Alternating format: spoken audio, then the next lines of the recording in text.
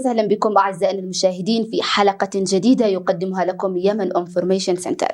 موضوع حلقتنا لهذا اليوم عن بناء السلام ومدى أهميته في تعزيز الحوار والتعايش والتفاهم بين المجتمع. ضيفة حلقتنا لهذا اليوم أرواد الخطيب، رئيس مؤسسة تعايش للحقوق والتنمية، خريجة جامعة صنعاء علوم سياسية، مدربة في مجال بناء السلام وتحليل النزاعات، عملت في المجال الحقوقي والإنساني منذ عام 2013، حاصلة على دورات تدريبية ومتخصصة في مجال الحقوق والسلام، كذلك كاتبة صحفية ولديها ميول لكتابة عدد من المقالات في عدد من المواقع. أهلا وسهلا فيك أرواد. أرواد، في البداية نحن في وضع نعتبر فيه أننا في أمس حاجة إلى السلام وبنائه، فهل السلام يرتبط بجميع مكونات المجتمع لتحقيقه؟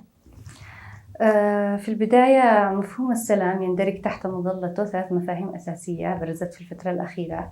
أول مفهوم اللي هو مفهوم التماسك المجتمعي، ومفهوم السلام المجتمعي، ومفهوم التعايش المجتمعي. هذه ال3 المفاهيم لها علاقة قوية بالمجتمع، تنطلق من منطلق شعور الفرد في المجتمع بالرضا، بالعدالة وبالمساواة وعدم الظلم. وبالتالي إذا تحقق هذه المفاهيم الخاصة بالمجتمع نذهب إلى السلام الإيجابي، لأنه نحن في مصطلح بناء السلام لدينا سلامين: السلام الإيجابي والسلام السلبي. السلام الإيجابي يسمى السلام الصحي، يعني أنه يبنى على أسس ومحددات ثابتة فيستمر. أما السلام السلبي اللي الوجه الآخر هو عبارة عن سلام في ظاهره، ولكن في باطنه تبنى تحالفات مدمرة. أبسط مثال لهذا الشيء معنا موضوع ما مرت به البلاد هذه الفترة، موضوع الحوار الوطني الذي تم دون الذهاب إلى، كان من المفترض أن يكون في تطبيق لمبدأ العدالة الانتقالية ومن ثم الذهاب إلى الحوار الوطني، ولكن لم يحدث هذا الشيء، فحصل هنا ما يسمى بالسلام السلبي والذي أفضى إلى الحرب. طيب، مدى تقييمك يا أرواد لفئات ومكونات المجتمع عن معرفتهم ببناء السلام وأدوات السلام وسبل تحقيق السلام؟ هل في وعي كامل لدى فئات المجتمع، أو أنه بتشوفي أنه كثير من فئات المجتمع ما عندهمش الوعي الكامل بمدى أهمية ومدى دور السلام وبناء السلام في المجتمع؟ المنظمات الدولية والمحلية اشتغلت على موضوع التوعية بأهمية بناء السلام، بمفهوم بناء السلام، مصطلح بناء السلام. يعني الآن وصلنا إلى مرحلة أنه الكل عندنا وعي، يعني أقل شيء بماهية مفهوم السلام. لكن هنا نقف في المجتمع بالذات بين فريقين. الفريق الأول هو اللي يعرف ما هو مفهوم السلام وما هي المصطلحات وما هي أدواته إلى آخره. أما الفريق الثاني اللي يهمنا الآن اللي هو المجتمع ينطلق وعيه لمفهوم بناء السلام من منطلق احتياجه لذلك. فأكيد يعني ما هو دور القيادات الشبابية في تعزيز سبل بناء السلام، كون الشباب تعتبر من المكونات الفعالة في المجتمع؟ لوجود الشباب واشتغالهم على مسارات السلام ال3، الأول والثاني والثالث، أهمية كبيرة. أولاً لعددهم في المجتمع، ثاني شيء لأن الشباب لديه فكر جديد نقي من مخلفات التاريخ. عندنا موضوع السياسات العامة لبناء السلام، أن نكون شركاء في عملية صياغة السياسات العامة، أن نقوم على تعزيز عملية بناء السلام من خلال الأنشطة الموجودة. كمان مبدأ التماسك المجتمعي، أنه يعملوا على عملية أقل شيء عملية التوعية بأهمية التماسك المجتمعي ونبذ العنف إلى ما ذلك. أرواد، ما هي الإجراءات أو التدابير اللي بتعتقدي أنها ذات أولوية لبناء السلام؟ كل التدابير التي لها علاقة بعملية ترسيخ مبدأ العدالة والمساواة في المجتمع هي من أهم التدابير التي يجب علينا أنه نشتغل عليها. وأيضا معنا الجانب الإعلامي، يجب الشغل على صناعة إعلام سلام في المجتمع. كما تكلمتي الدور الإعلامي، حابة أعرف مدى تقييمك لدورنا أو لدور المؤسسات الإعلامية المتواجدة. هل بتعتبري دورها في بناء السلام إيجابي أو سلبي؟ نبدأ من البداية أنه نتكلم على أهمية الأداة الإعلامية في عملية بناء السلام. أولا لأن الأداة الإعلامية هي من أهم الأدوات التي تذهب إلى حشد الرأي العام وتقوم بصناعة الحدث.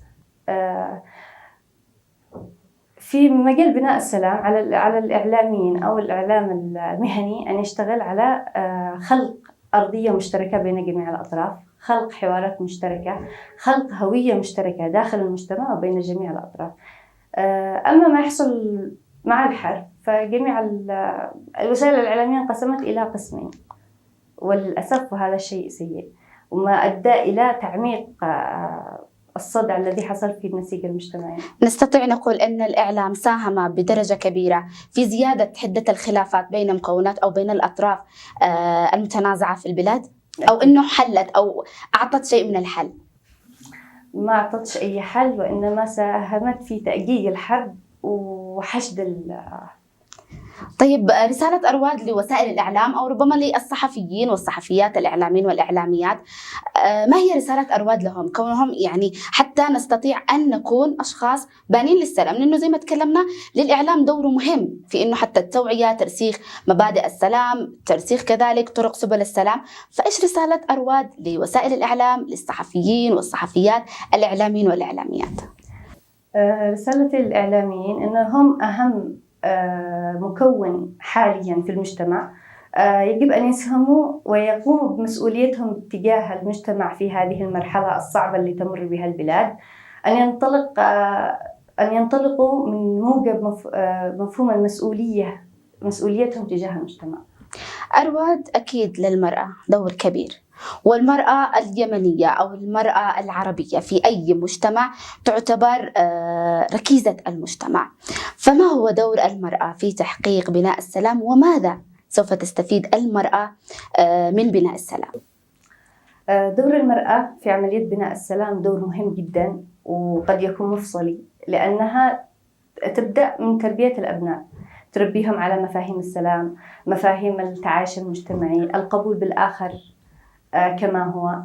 أما في عملية بناء السلام حاليا ضروري أن يكون للمرأة دخل، يعني عملية بناء السلام في كافة مراحلها إلى أن نصل إلى حفظ السلام وقوات حفظ السلام. يجب أن تكون المرأة شريك أساسي، لأن المرأة هي أكثر خصوصية. هي طبعا الحرب أثرت على العديد من الفئات في المجتمع، لكن المرأة أكثر خصوصية لأنه اللي توفى زوجها أو أبوها وأخوها، ومن هنا اضطرت أنها هي تكون المعين للأسرة. صحيح. فتأثرت تأثر كبير. ومن إيجابية الحرب أو النزاع أنه المرأة خرجت إلى السوق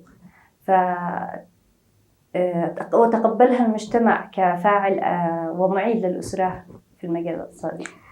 من وجهة نظرك أرواد، ما هي أهم المشاريع التي نحتاجها لبناء السلام؟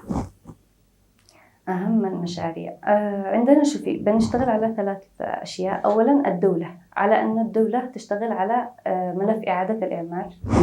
الملف الثاني عندنا ملف التماسك المجتمعي، أنه إحنا نقوم بعملية دعم وإعادة النسيج المجتمعي. البرت الأخير اللي هو المنظمات الدولية عليها أن تغير أجندتها في عملية بناء السلام، أنها تشتغل على الجانب التنمية والاقتصادية، لأنه كمان موضوع الاقتصاد بالذات هو الذي دفع، والحاجة دفعت العديد من شبابنا أو في أي دولة في الحرب أنهم يختلطوا مع أطراف النزاع. وبالتالي أنه أنت لما توفر لهم مشاريع صغيرة، أولا أنت بتعيدهم للمجتمع، بتعيد دمجهم للمجتمع حتى عندما تنتهي الحرب. كمان أنه المشاريع والتنمية تفرغ المجتمع من العنف. يعني أنا عندي هذه المبدأ أن التنمية إذا اتجه المجتمع نحو التنمية وانشغل فبينسى العنف، بينسى الصراع.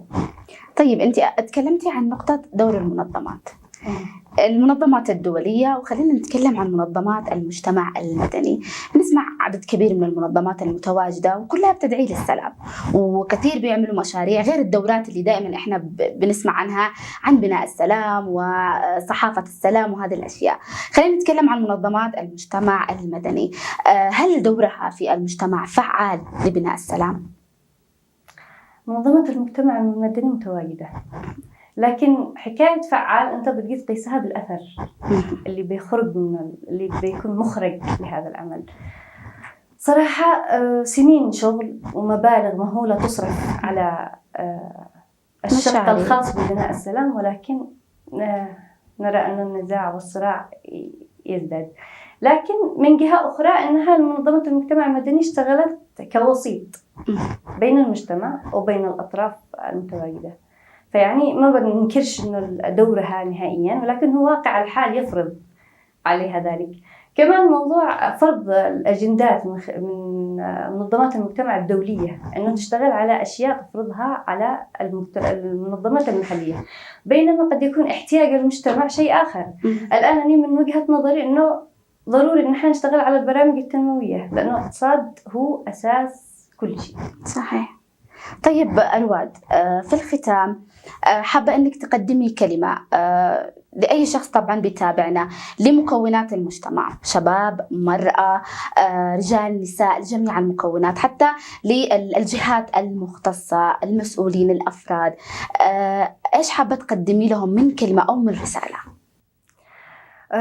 رسالتي للجميع أنه ضروري نرجع نحب اليمن، ضروري أنه كل واحد يكون متواجد في هذا المجتمع من منطلق مسؤوليته ورد الجميل، وهذا كفاية. كانت هذه حلقتنا لهذا اليوم. نشكر ضيفتنا أرواد الخطيب، ونشكركم متابعينا على المشاهدة، وترقبونا في حلقات قادمة يقدمها لكم مركز يمن انفورميشن سنتر. إلى اللقاء.